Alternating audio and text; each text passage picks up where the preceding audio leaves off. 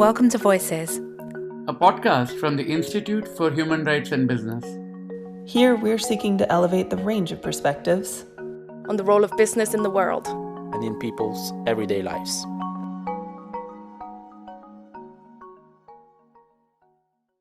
Hello everybody, I'm John Morrison. I'm the CEO of the Institute for Human Rights and Business, IHRB.org. We're a global think and do tank working around the world to make business more accountable for its human rights impacts, but also to leverage the influence business can have to make life better for everybody. We're living in very challenging times, but I'm very pleased to be joined by a friend, a colleague, a fellow traveller, known to many people out there, perhaps one of an endangered species or a geological strata, if you like. Children will ask in the future, Mummy, Daddy, was there ever such a thing as a British member of the European Parliament? And I'll be able to say at least that I had the privilege of knowing a few of them, and Richard probably best. So Richard served as an MEP for 22 years and led a lot of the Parliament's thinking on corporate social responsibility, also human rights. And then after that was CEO of the Integrated Reporting Council. And we'll touch on those issues too. I'm also very pleased that Richard is with me now because Richard has been very sick. He's just recovered from COVID-19, which is the plague that's amongst us at the moment. And certainly in terms of my professional network, Richard has been one of the people I've been most concerned about over recent weeks. So Richard, please join me now.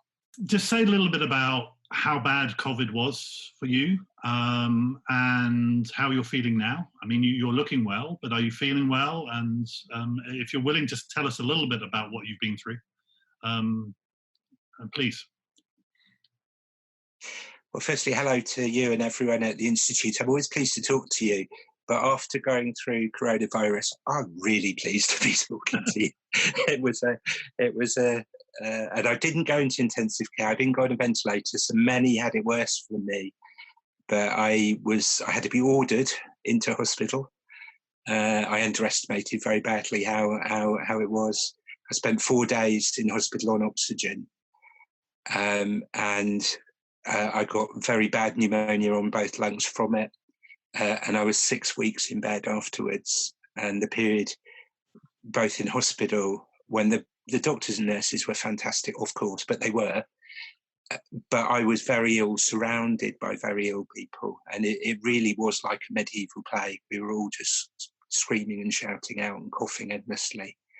And then being at home, pretty ill, frankly, but being quarantined from my own family, it was like being a kidnap victim or something, with food being left on a tray outside my door. I never want to go through that again. It's the most ill that I've been in my life. And, let's just recall that many had it worse, and many thousands upon thousands have lost their lives in this crisis. And there will be lessons to learn about what was foreseeable and what could have been done differently. And I hope that transparently that will be looked at and we can all learn lessons from this crisis. It's unique, I think, in all our lifetimes. And I'm desperate for there to be immunity for people who had it. At the time we're recording this, no one knows if that's true, but I'm desperate that I've got immunity and I can go around without having the danger of getting it again. Well, it's great you're here, and we've been very concerned about you. I just watching Newsnight last night, and they had this graphic there that showed, in terms of yesterday's reported deaths, there have been more in the UK than the rest of the European Union put together. The rest of the European Union, we're not part of the European Union, but the European Union, there have been more deaths in the UK yesterday than the whole of the EU put together. And I don't want to get political here, but the issue of how preventable this was and how well managed it's been. When you were in hospital, obviously concerned about your own life and reflecting on things, did you look back at your own behaviour, or did you feel angry in any sense about the way you weren't warned enough by maybe some of the delays in government taking action to protect people? I was angry, but angry because the nurses who were looking after me didn't have the correct PPE. And I couldn't speak, but I was listening to them talking to each other, and they knew it, and they were carrying on doing their jobs. And that did make me angry, and it still makes me angry. And I think the lateness of the response in the United Kingdom, the fact that the protective equipment wasn't made available as it should have been, even though 2 years ago the government had its own internal recommendations that should be stockpiled and ready, and they just didn't act upon it. The fact that the testing was dropped at a crucial moment, and that's what's been successful in other countries internationally. And of course, this whole, for your international viewers, domestic controversy around the non-sacking of the Prime Minister's chief advisor. And the key to that is not a political one about him and his relationship with the Prime Minister. It's an issue of trust, which is that the people have had to have trust in the government to do some very, very difficult things in terms of isolation. And it has risked a breakdown in that trust for purely political reasons. And I think that all in in time is going to see Britain's record with this greater number of excess deaths, which is the only truly comparable international measure. But that is going to see huge condemnation of what has happened in Britain during these years. And I say that with no relish whatsoever. And looking forward, obviously the economy is suffering terribly. I mean, you and me have worked on business and with business for a long time. Do you think we are doing it right in the pace of opening up and kids going back to primary school and, you know, people going on marches yesterday, the Black Lives Matter march in London, etc. Lots of young people together. Some of that is almost inevitable, perhaps. And then you have Dominic Cummings perhaps sending a message, as you've alluded to, that you know, that you can interpret the rules a bit the way you want to. Are you worried about a second wave? Are you feeling safe yourself when you go outside? How's it left you feeling about that? Well, in my community, I live in Cambridge in the UK. As I say, I'm building up my stamina, so I'm going out for very short walks each day. And it's very, very obvious to me that there's a breakdown in support for social distancing. People are just not doing it. A degree of fatigue might be expected, so I don't put that all down to the government. But I do think the Dominic Cummings affair has been a really significant aspect of that, and I really regret it. And of course, if it leads to a second spike and unnecessary deaths, you know, the measurement of that is going to be really quite horrendously awful. And so we all hope that won't happen, but I am worried about it. And now taking the conversation a bit to the day job, and whatever the world we work in is called, it used to be called CSR, corporate social responsibility. We call it responsible business conduct, business and human rights, sustainability, whatever we want to call it.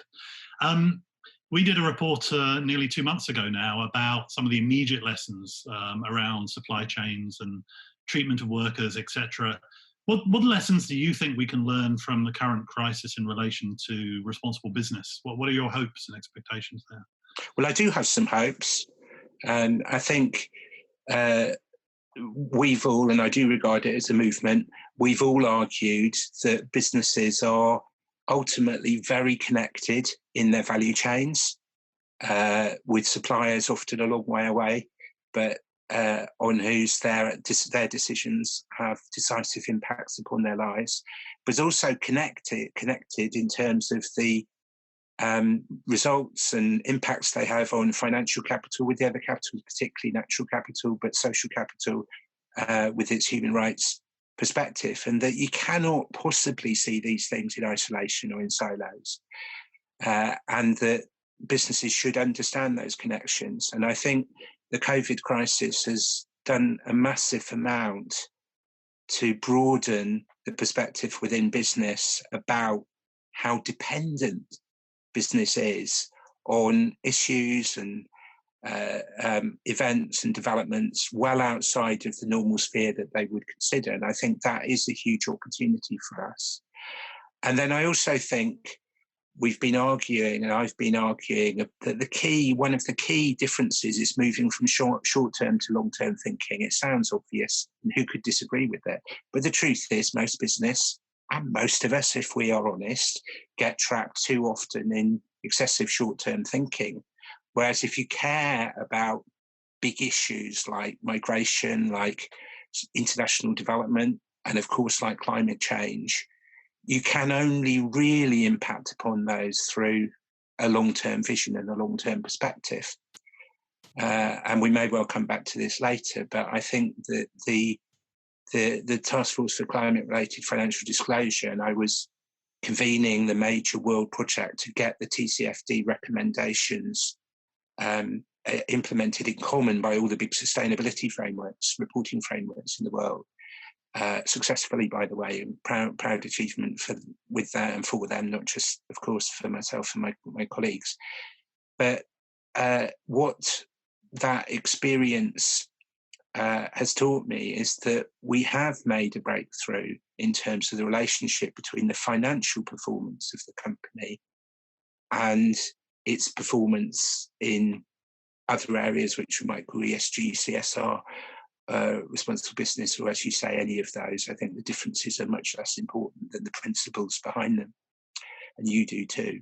And I think that provides an enormous opportunity. And lots of people watching this will have read articles that have sprung up across the media and listened to broadcasts which say, particularly with low emissions, low carbon emissions, that this is a huge opportunity because there's been a major difference because of the lockdowns and the quarantines.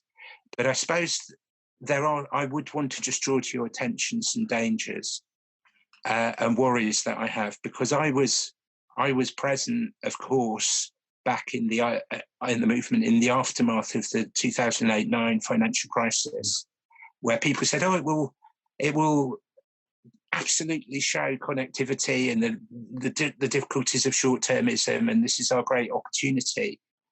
But in essence, I think on balance, although we didn't step too far backwards, but I think there was a major distraction there, which put us back. It didn't reverse what we'd achieved, but people became so concentrated on issues of banks and bank liquidity that they stopped talking about the wider issues on human rights, environments and social impacts. And I'm worried that might be true if there's an excessive narrow focus on narrow definitions of health and medicines in this next period. And the other big danger, John, that I would identify is that we've seen a retreat in politics in recent years towards economic nationalism, which I think is very unwelcome. But those nationalistic tendencies could have been reinforced for a longer period.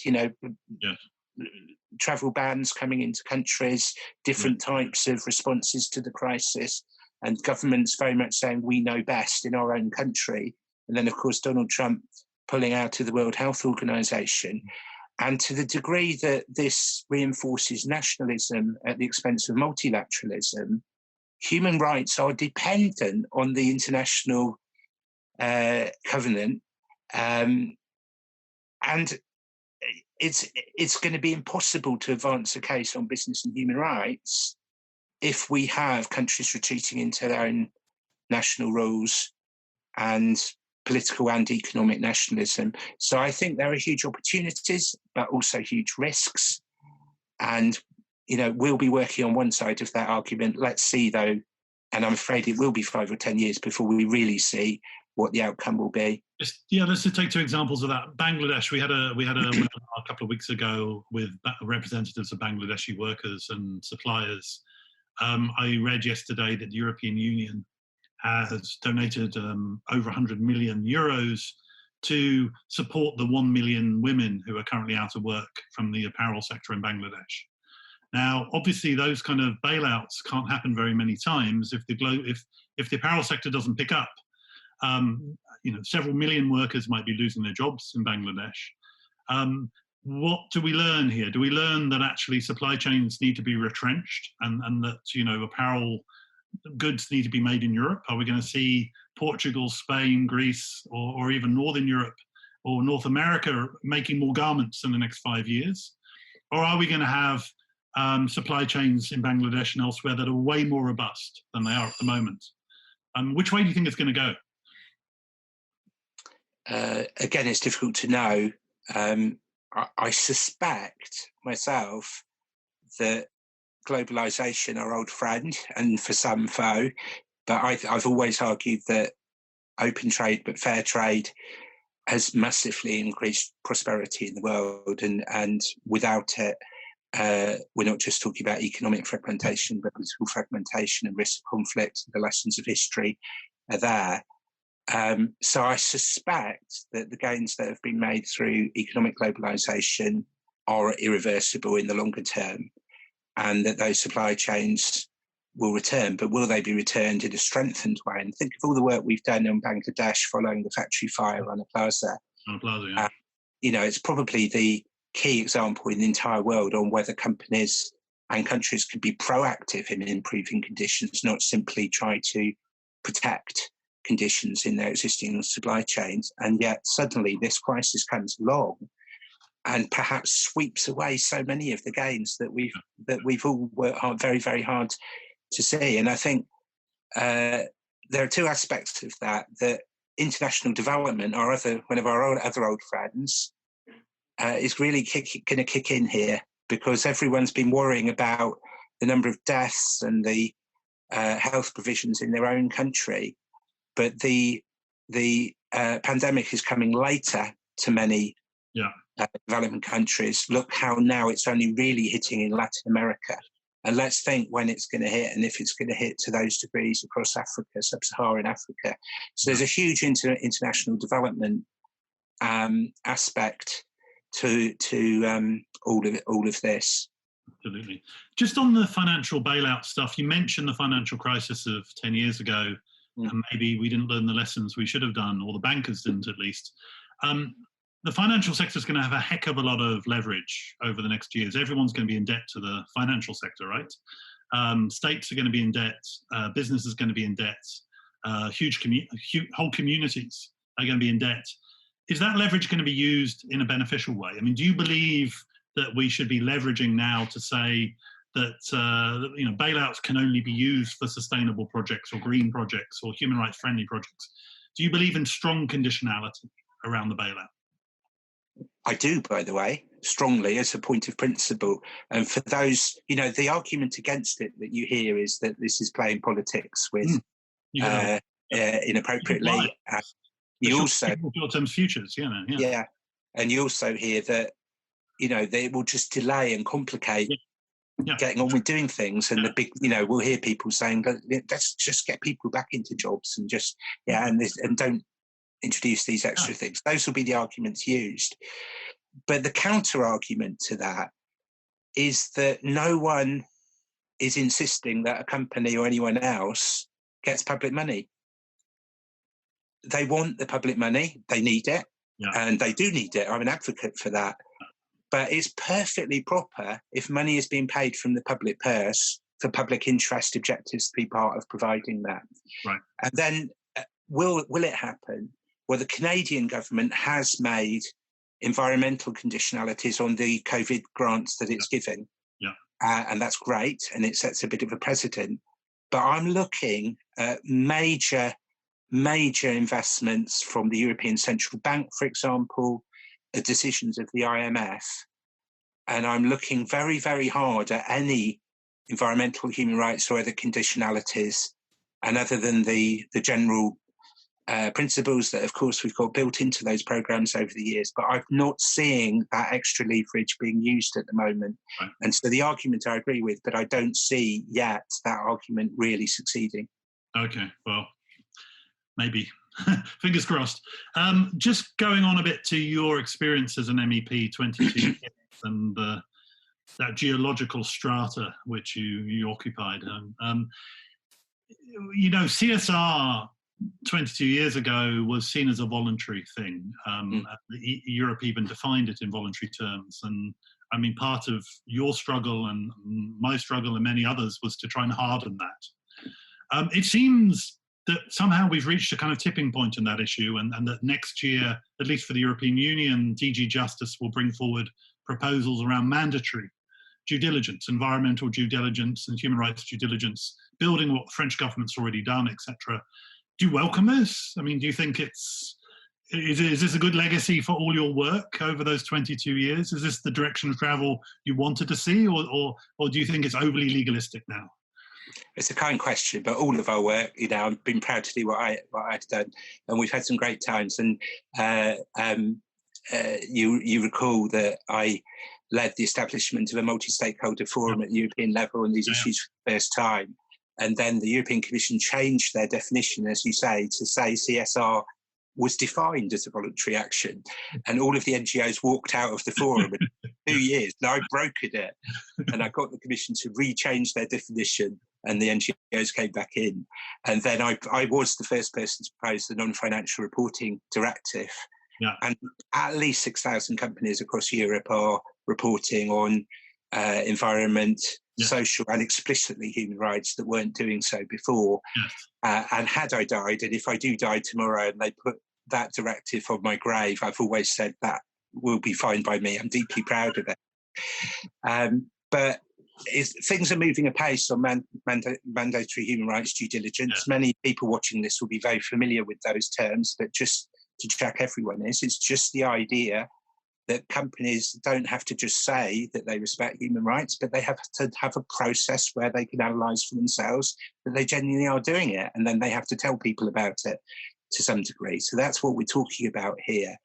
And the whole principle of due diligence, of course, comes from the rugby work that you and I were both involved with, the development of the guiding principles on business and human rights. But what we've seen, in spite of the European initiative, and even though it was its originator and author with many other people, I'd be the first to say that it's imperfect and to want to see further development. And as regards to your question, of course, it's the right thing to do. In the world of finance and financial reporting, certain things have to happen because we recognise that fraud and corruption are worries within the system, and then can have disproportionate impacts for investors and for others. And it's not even a debate about the fact that that's mandatory. And how it's implemented is through standards that are largely drawn up through voluntary means. So it's not an excessive mandatory approach. And I've simply argued over the years, and I feel this as strongly today as I've ever felt it, that there should be an equivalence in how companies are accountable for their financial performance with their wider, broader societal and environmental performance, including specifically human rights. And so when we've seen, and I'm currently doing some work with the Alliance for Corporate Transparency at the European level, we might come back to that, which has analysed, it's been the most credible organisation for surveying implementation of the directive. Over 1,000 companies surveyed, all on a public database this year. And what it shows is that companies do have policies on human rights, fantastic, but they don't identify risks. And if they do identify risks, then they don't actually identify what they do about them with outcomes. Right. And that's really poor. And as you yourself personally are involved in the corporate human rights benchmark, where it's very clear that the leading companies are improving in their performance, that there is more awareness, but there's a large cadre of companies where there's no activity at all. Yeah. And it's only through mandatory action that will change. And the fact that the European Commissioner has indicated that he will support mandatory human rights due diligence. And of course it makes sense for that not just to be in France or potentially Switzerland, but across the whole of the European Union and ultimately across the whole of the world. I know people who say that there should be a convention in the OECD. Maybe that is an argument on how this could be globalised. But of course that is the right thing to do. Can I just say one more thing, John? I hope that we proved in the non-financial reporting directive that you could get appropriate regulation that wasn't handcuffing, it wasn't burdensome, and that did actually take business with it. And all of the surveys of business, not of others, of business themselves, say that after it was implemented, that's what they feel. And I feel the same about mandatory human rights due diligence. At the moment, for some, it feels like a threat and an unknown. but when it's implemented, they will see that it's sensible and actually in terms of the long-term stability, certainty and performance of the company itself. No, I hope so too. And I remember when we launched the Corporate Human Rights Benchmark, having things thrown at me by many friends in business. Yes. And now they're tugging my sleeve every time I see them, saying, make sure the CHRB doesn't go away. We've invested so much. But political will, Richard, you know how scarce a commodity political will can be sometimes. I mean, we have rare earth metals, and then we have an even scarcer commodity political will. What is it that will make the proposal next year in Brussels successful? And we're all aware, I think, that most of the business lobby groups in Brussels haven't changed their position on mandatory due diligence. It's the same as it was 10 years ago. But governments seem to have done, right? The German government in particular, but others, the French clearly. The UK is irrelevant, unfortunately, from this discussion now. But what has changed the political will of governments to regulate in this area when the business lobby groups themselves have not changed their positions, but as you say, some leading companies have, but they're the front runners? What is it that's changed in the water, so to speak? Well, I think it remains to be seen whether the European Commission will follow through on their promises. And DG Justice, which is a department of the European Commission, again for non-Brussels bubble people, they've been promising studies and so on for a long time, and we've been working on them. I was working on them as an MEP, and that's now 4 or 5 years ago when I stepped down. So we'll see. But I think the French are giving leadership. And the French, again, on non-financial reporting, the French introduced their state law in 2001, and that was a very important precursor of the work that I was able to do in the European Union as a whole.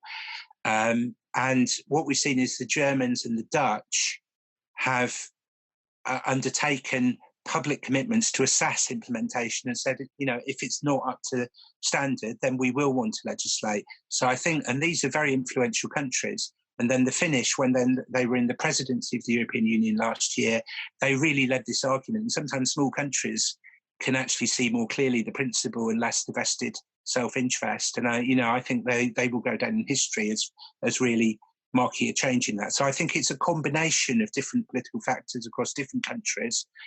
But in terms of the underlying circumstances, it's now over 10 years. We had the 10-year anniversary of the guiding principles. And how many victims of human rights abuse connected with companies and supply chains are actually better today and prevented from abuse and violation compared with 10 years ago? I think we struggle. I think we would struggle to answer that question. I think I'm not a cynic. I think there would be a positive answer to that. And I think there are many in business who are completely credible and serious and authentic about this. But it's not enough. It's not enough. No, I agree. Please, Sorry. John. No, I want to take us to the last bit here. Is that question of have we failed? I mean, I'm thinking of the populist votes we see for Trump and Boris Johnson in the UK, but also Black Lives Matter this very week. We're speaking to you at the beginning of June 2020, for those of you that are watching this in months to come. People on the streets, not just of US cities, but cities all over the world, including Europe, talking about inequalities, discrimination that goes back decades, if not hundreds of years. There's a huge business component of this. There's workplace discrimination, there's youth unemployment, there's a lack of jobs coming out of this, huge inequality. And if we had been successful getting companies to live up to their social and environmental responsibilities, would we have not had less inequality? And perhaps would we not have seen the populism that we see in the world since the financial crisis? I mean, have we, in a sense, failed, or have we just been playing at the margins of what's really needed? Well, I'm an optimist. I don't think we failed at all. And I think awareness, reporting is a great example, but only one. massively ahead than where we would have been 10 and 20 years ago. And it's been the work of the movement that's achieved that. And the easiest thing is to be a cynic and simply to criticise. It's much harder to do something to make things better. And the truth is that there are people inside business and outside business who share that view, and we're working together. And I've worked on both sides of the fence in order to try and realise those aims. And I think anyone who retreats simply into the bunker and says it's all failed is undermining the attempts of the rest of us. And I will never be part of that. And I think a key difference, and this is where business viewers of this podcast, and by the way, putting a date on it, that those demonstrations, it might be the 1960s as well as the 2020s. Let's for heaven's sake hope it's not 2013, 2040 when people are watching this and it's happening again, but there is a danger of it. But I think for the business viewers who sort of, again, they're going to be a bit frightened by your question, it's all our fault. It's not saying that companies have caused these problems. It's saying that we live in a world where there is an underclass, there are voiceless people, there are disenfranchised people, and in America and across many of developed countries, it's Black and minority ethnic people who are just completely outside of the system and are alienated. And business hasn't, you can argue from the days of slavery, but the idea that the cause of all of that is business is nonsense. And anyone who wants to suggest that, again, they're still in a bunker and they're still actually being unhelpful. But the idea that business can't be a major influence in changing and improving that is the one that we propound. Now, could they have done it further and faster, and might that have helped in the situation we find this very day, literally, in the wake of the George Floyd killing? You can argue and discuss that. But what I hope it does is reinvigorate those within business in terms of the discrimination agenda. And in these current times, discrimination against internationals of any kind is a huge issue. Black and minority ethnic people are desperately more affected by COVID than anyone else. And so, of course, there are special considerations, as your own brilliant study showed. The extra concerns about women who are working from home, doing two jobs, as so many always do, but incredible extra burdens of childcare and domestic work alongside employment considerations that have a big impact on business, and all of the other discriminations. If what this does is to get business people to think, again, outside that narrow, health-driven, medicine-driven, crucial as it is, I'm here because of that, all right? So I don't think that's important. But if business people can look at that and respect it and support it, but also make sure you and we look more broadly and think about the connectivity that there is. If we think about the supply chains, think about long-term as well as short-term, think about internationalism and not retreating to markets, recognise that trade unions can be our allies in this situation, trade union membership having gone up, then actually some of the causes of the inequalities, which aren't business, but business can really tackle some of those causes. And business won't do it on its own. Governments and politics do have their part to play, which is why I've been both sides of the fence. But let business unleash its creativity, its drive, its resources, and how it can influence through its own business processes and model, which is what we argue, to tackle those issues of discrimination, as we argue that all issues of business and human rights should be respected. Now, you and me have argued a long time, I mean, that we think the world of business and the world of society are interlinked fundamentally. But we have at the moment the British government negotiating with the European Union on its trade deal. And I'm not sure what's going on, but we did see a common French-Dutch paper of a couple of weeks ago and reports in the FT and elsewhere that seems to suggest that Europe wants there to be social and environmental conditions in the trade agreement, and the UK is fighting most of those, wants a libertarian sort of business, pure business trade agreement. I find that incredible in the context of everything we've just talked about the past 40 minutes.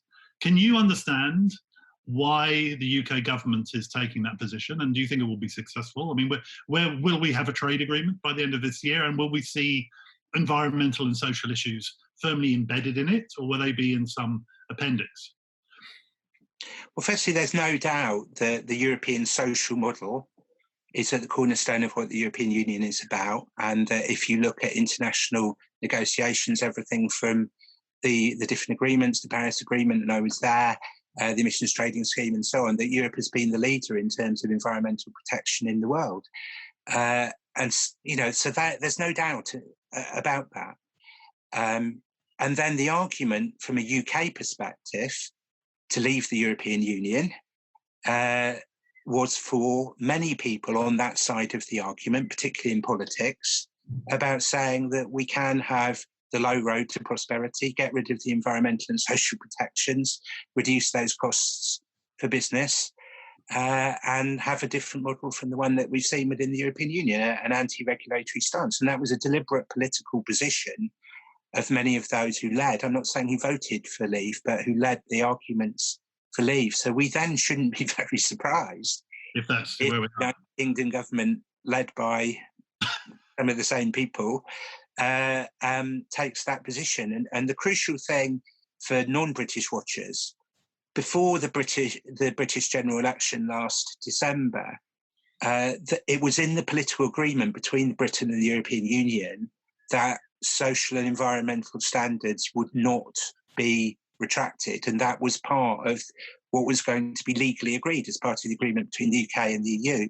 And then after the British general election, the newly elected British government deliberately took those out of the revised political agreement with the European Union. So they signalled very clearly their intention in relation to that.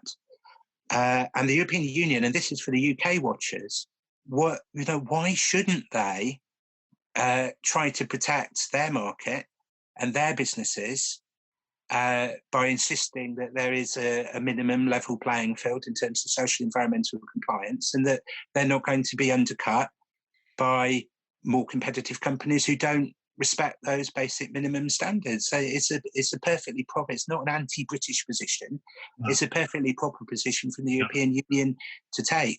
Now, the government in the UK has always said, well, we won't legislate for it, but we mean it, right? So, I think it is up for the world of politics, but also the world of all of us across society to hold Has COVID changed it? Count. Has COVID changed it, this centre? I mean, if it is still up for negotiation in a sense, I think the British government often talks about reasonable people. I've heard that off a few ministers' lips over recent weeks, that interpreting the guidelines around COVID is we should all be reasonable.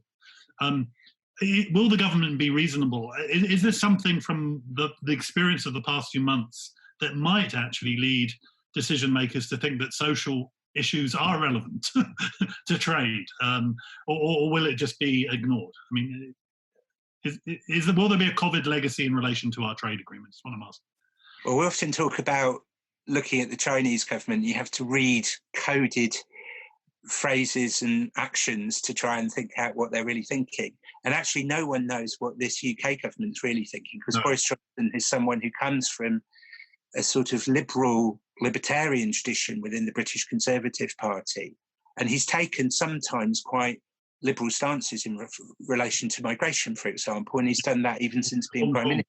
Yeah, as well. So, those of us from the main, whether you're centre-right, centre or centre-left, those of us from the outward-looking, inclusive, moderate centre across the spectrum are probably all hoping that that really is true about him. But then he's got a principal advisor who's as far right as you can go. I nearly said a till of the hand, but I think that probably would not be reflect what it'll be. But who's sort of almost gone to death to defend. So no one actually knows where the UK will end up on that. And of course, it's nonsense, the idea that the trade agreement should be struck by December, when everyone's been dealing with the coronavirus crisis is nonsense. And so in any other situation, everyone will be saying we'll extend it a bit, but they're so hung up ideologically on getting this deadline respected that they're willing probably to put their own country through any amount of devastation and damage in order to retain their political credentials within their own party. So I'm pretty gloomy about that, as you could probably see. But I've had the privilege in my career of working in Europe and then globally on these issues. And of course, if we can create an international consensus behind these things, then day-to-day politics in Britain is going to be, frankly, less important and will ultimately be part of the trend. For business watchers, again, there is no single national company now. Even small businesses are massively in international supply chains. And so the idea that we can afford to let these different separate fragmented approaches develop is against every business interest. Complying with different rules and regulations is hugely costly and much more costly than the environmental and social standards that we're talking about. And so those arguments ultimately must prevail. And many of us, and I'm sure you and me, John, will be continuously putting them. Absolutely. I'm just going to move on to the last question, but before I do, I want to thank our listeners for bearing with us, and also see if anyone spotted the deliberate mistake about the Mongolian embassy. I, of course, had Genghis Khan in my head when you were talking about Attila the Hun. How I would get the two mixed up, I can't tell. But right, final question. Looking forward, Richard, and particularly on your work on reporting, right? I want to know what your hopes are for the legacy around that, because you've really been at the forefront of transparency and reporting. And how do we convert that win into a behavioral change? Because transparency doesn't in itself deliver change, right? It's an enabler to greater accountability, better behavior. So how do we build on what you've achieved on reporting and convert that into the kind of behavioral change we're looking for? Well, I accept, by the way, the premise of your question. And I think we're just in the same way that we move from voluntary CSR and philanthropy to understanding that this must be about the business understanding its impacts, positive and negative, of the business itself, and managing those to maximise positives and to minimise the negatives. And that's essentially what we did, whether you call that CSR still or not. That was still a major step forward. And I think we won that argument. It's certainly amongst the many in advanced and developed economies in the West and the North of the world. But I think in the same way, what we've done is to create, certainly amongst the top companies in the US, in Europe, we're now talking about 75% in market capital terms who do sustainability or non-financial or integrated reporting in one form or another. And it's bringing information into the public sphere, and it is being used by people and society and investors. It is being used, and it's a ball that is rolling and rolling. And I think, we definitely have achieved a huge amount there, and we want to push the ball a bit further. But the key point where I absolutely want to agree with you is that the link between the reporting and corporate governance, whether it's truly owned by the board, whether it's truly part of the culture of the company and the work that's going on at the moment that says you can do whatever you want with the rules and regulations, but if you don't change the culture, you don't change anything. And then, and this is particularly my work on integrated reporting and non-financial reporting, the link between the reporting, business strategy and business model. Not that the strategy and the model aren't in the report. Of course they should be, and in many cases they're not. And we've been working on that and we're making ground. But the reporting should lead to changes in business behaviour, and equally be put into the business strategy and into the business model. And there's been some wonderful work that I've been proud to be associated with on integrated thinking. It's one of the sexy things, and many people in business get that. And where we could get, when I was at the IIRC, where we could get businesses interested in integrated reporting, sometimes there was a hesitation.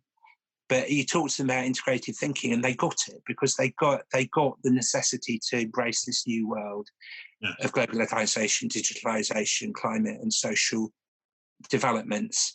And I think that will be the challenge in the next period. And ultimately, and you talked about legacy, ultimately, none of us have been born and worked through our careers for better reporting. Probably there's a few people in the accountancy profession, sorry, right? Yeah. But we've been born, we've worked, we've been in movement, we've been active to make things better. That it actually impacts upon behaviour. Yes. And we've seen gains, but we need to measure them more. We need to measure them against the goals in terms of equalities, international development, climate change. And that's going to be I think, the big challenge of the next period. And I think there are many business leaders who are up for that. The whole issues about purpose in business are very, very current and I think correct. And we're all going to be working on those issues in the years ahead. And you look forward to it and I look forward to it. And it's the damn right thing to do. Richard, I really hope so. And it's so good to see you so well and back with us. We need you for the fight ahead.